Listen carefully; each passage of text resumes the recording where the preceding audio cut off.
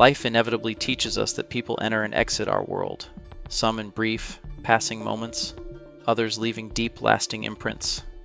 We form bonds, weave connections, and often anchor our hearts to relationships. But what happens when those bonds break? How do we navigate the storm of emotions when someone leaves, whether through distance, choice, or fate? Can we truly detach without losing a part of ourselves? Stoicism, especially the teachings of Marcus Aurelius, offers a path to emotional freedom, a way to balance the inevitable emotional turmoil without surrendering our inner peace. This isn't about numbing yourself to the world or becoming cold and indifferent.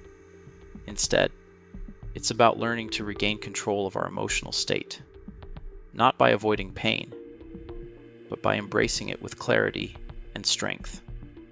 Let's explore 5 powerful Stoic rules, drawing on the wisdom of Marcus Aurelius, that can help you emotionally detach and find peace in the face of loss. Rule 1. Embrace the impermanence of life. Marcus Aurelius once said, "Everything we hear is an opinion, not a fact.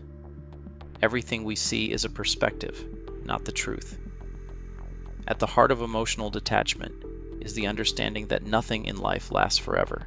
Not people, not relationships, not even our own experiences. This truth, while sometimes harsh, frees us from the grip of attachment. All relationships, no matter how close or meaningful, are transient. One moment, you share a deep connection. The next, the distance between you grows.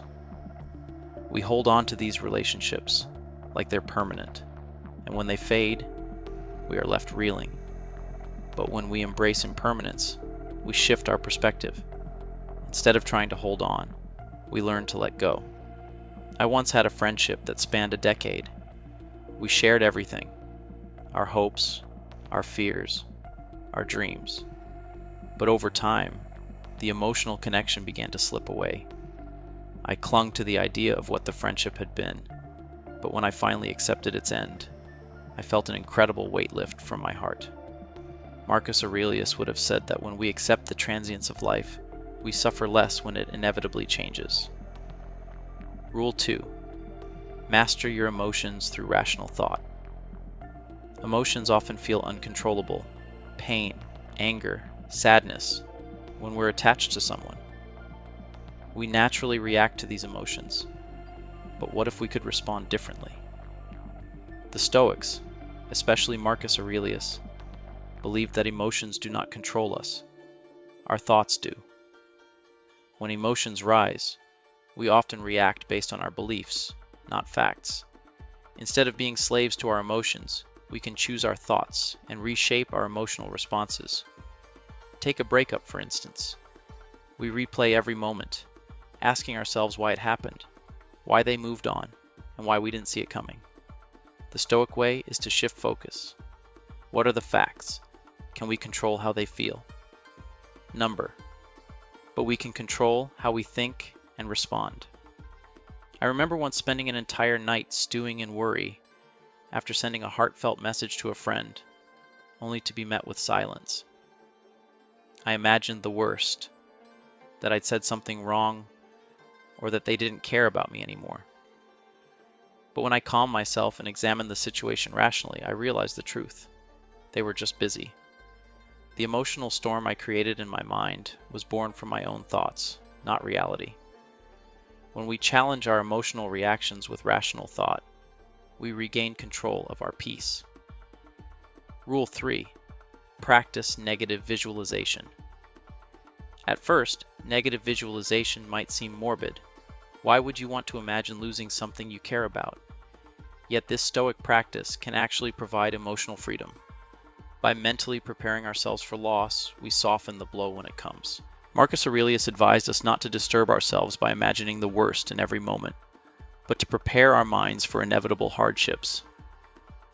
Negative visualization isn't about fearing the future. It's about facing reality with acceptance and resilience. I remember when my best friend decided to move overseas. The thought of losing her presence in my life brought me dread. But instead of avoiding those feelings, I confronted them. Every day, I imagined life without her, rehearsing the sadness, the new routines, and the eventual growth. When she finally left, the pain was real, but it wasn't as overwhelming as I'd feared. I had already prepared myself mentally. By practicing negative visualization, we embrace the inevitability of loss and build the emotional resilience to face it when it arrives. Rule 4. Focus on what you can control. One of the most empowering Stoic principles is the idea that we control only what's within us, our thoughts, actions, and responses. Everything else is beyond our influence.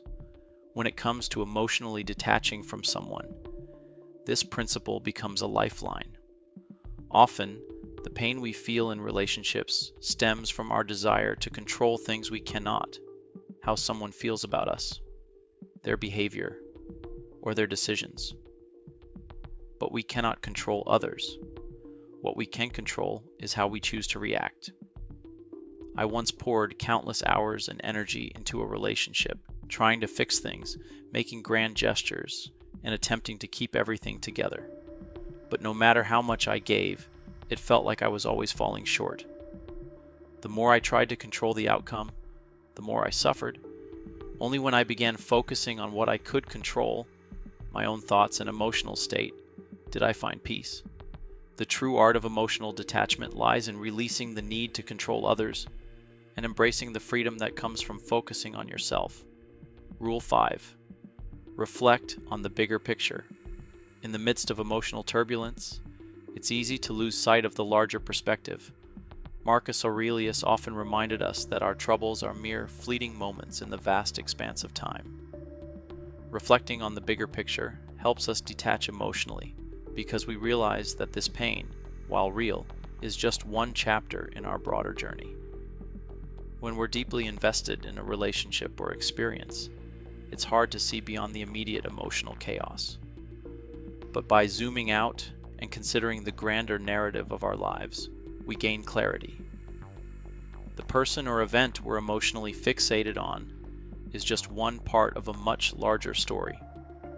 I once found myself devastated after the end of a long-term relationship, feeling like my world was shattered.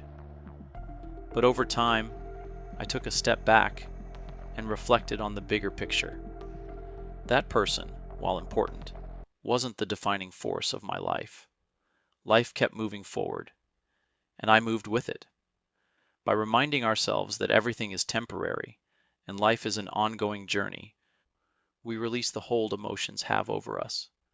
Emotional detachment, according to Stoicism, is not about shutting off your feelings.